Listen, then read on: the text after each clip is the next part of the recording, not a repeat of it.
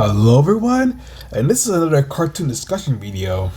I haven't done a cartoon discussion video in a while because I've been too keeping up with the Nuzlocke and stuff. But I want to do these cartoon discussion videos every once in a while, at least, when I get the making videos, yeah.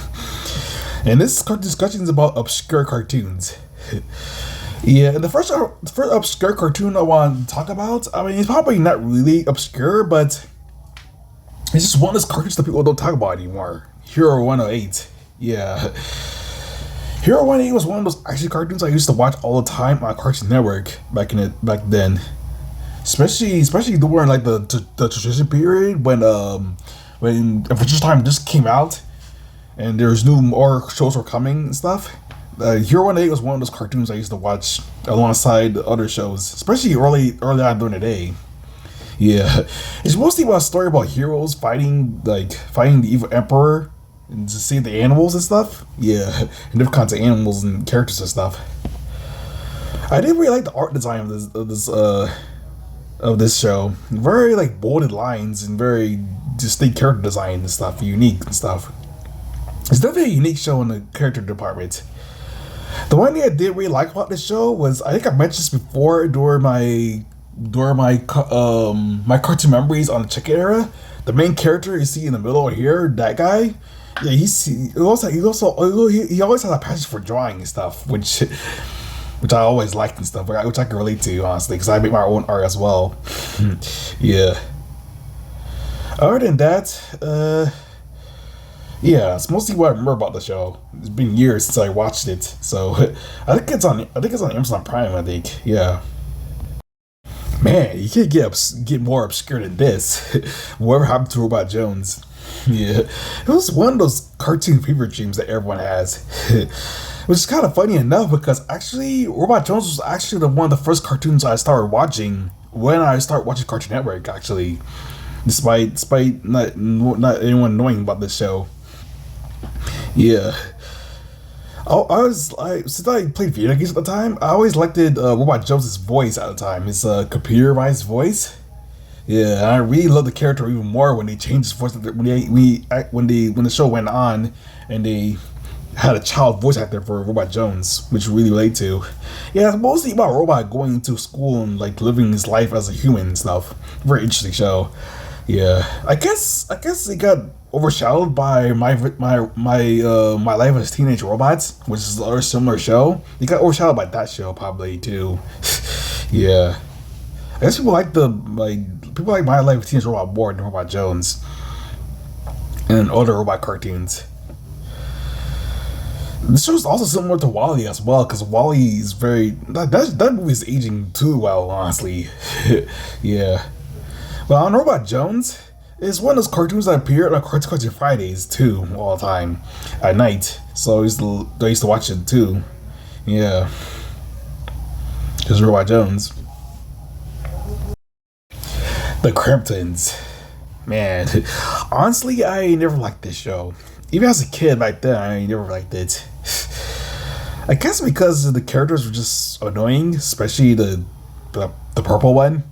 I forgot what his name was, but it's pretty much knows how much I don't remember much about this show, but I do remember not really liking it as much. It was just one of those shows that used to come on after Biguzi all the time. So, and it aired a lot on Cartoon Network during those later years, back in 2007 and 8 and stuff. It aired a lot during those shows. Yeah, during that time. Also, the art style is pretty weird too, with the extra outlines on every character. That never looked good, honestly. I don't know why they just went with normal outlines for characters. That was never appealing. It was ugly to look at, too. Yeah, the Cramp Twins. Yeah. Cat Dog. And I honestly never liked the show either. Yeah, I think it was one of those kind of Nickelodeon cartoons I tried too hard to be like Ren and Stimpy and failed horribly. Yeah, even as a kid, I never understood like the premise either. Cat Dog and the cat and the dog combined. I never understood that. I mean, how does it even work? Honestly, I mean, I guess that was everyone's reaction when this show premiered. Honestly. Like, so if the dog has to use the bathroom, it comes out of the cat's mouth. Ew. Yeah. How do they even like find mates and stuff? Because they're just pretty much two different versions of the same animal too. Yeah. How do you even like have a date or anything like that?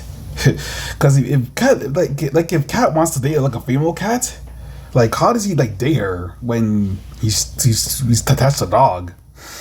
This is one of those really dumb cartoons at the time. This was the brain rot of the '90s, honestly. Yeah. I mean, I guess I don't know why they made it this way because I'm pretty sure kids know about poop, honestly, too during that time. So it's very silly. Yeah, yeah, it's nasty. So don't think about it. Skunk Boo. Now this is an obscure special right here. This is a cartoon that I actually do liked. I mean, I'm not sure it was a good cartoon. I don't remember if it was a good cartoon, but I did really liked it, honestly.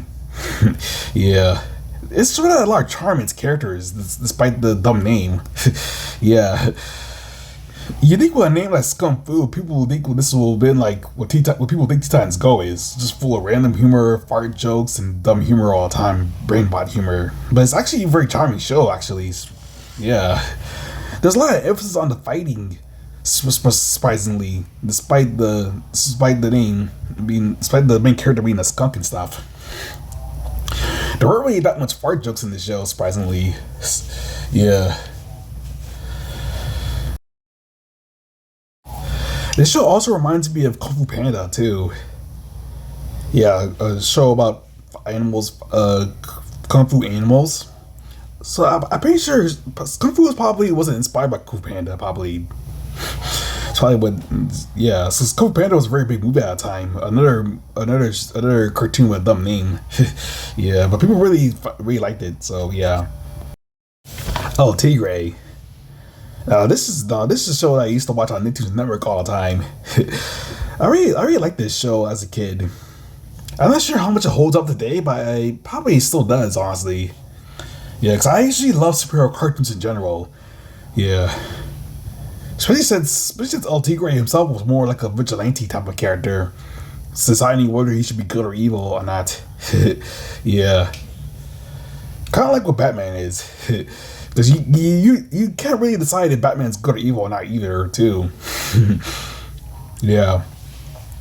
This show's also mostly well known for its creator, George Gutierrez, who also made The Book of Life as well, and all our Mexican cartoons, which is also pretty cool. Yeah. I always love foreign cartoons, too. In other countries. Well, except for Canada. I don't like cartoons from Canada. But in the meantime, yeah, El Tigre. Speaking of Canada, almost the animals. Yeah, man, this show was just ugly, very ugly. It's not like intentionally ugly like Secret Mountain for Awesome, but it's like just ugly. Yeah, someone was definitely on coke when they made this. I think it could be like any other. I think it could be like the other cartoon critics claiming that this is definitely sexual or something, like, and some kind of weird fetish. But I don't think it is. I just think the show's just dumb. Honestly, it's all the name alone. Almost naked animals. Yeah, I don't want to imagine animals as almost naked because animals are taking the wear clothes already. So what's the point?